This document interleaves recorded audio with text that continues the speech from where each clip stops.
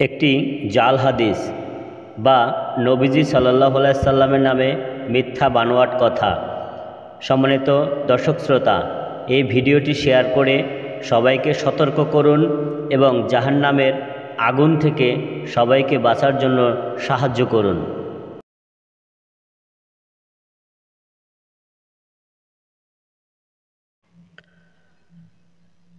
নবী সাল্লাল্লাহু আলাইহি সাল্লাম বলেন, যদি কোনো ব্যক্তি এক ওয়াক্ত সালাত ছেড়ে দেয় আর ইতিমধ্যে ওই সালাতের ওয়াক্ত পার হয়ে যায় এবং সালাত আদায় করে নেই, তবুও তাকে এক হুকবা জাহান্নামের শাস্তি পেতে হবে।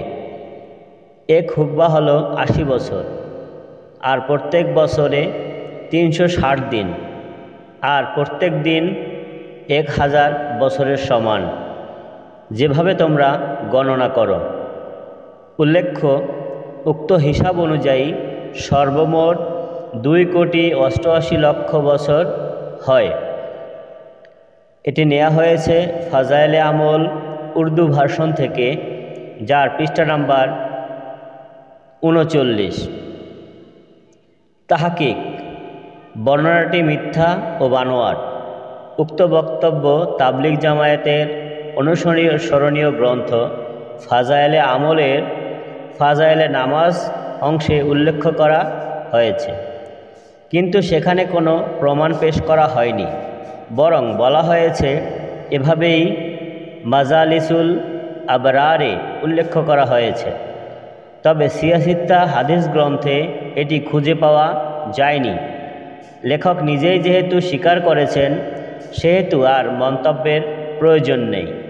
তবে দুঃখজনক হলো, স্পষ্ট হওয়ার পরেও কেন তা নবীজির নামে বর্ণনা করতে হবে। এটা নিঃসন্দেহে নবীজি সাল্লাল্লাহু আলাইহি সাল্লামের নামে মিথ্যার শামিল।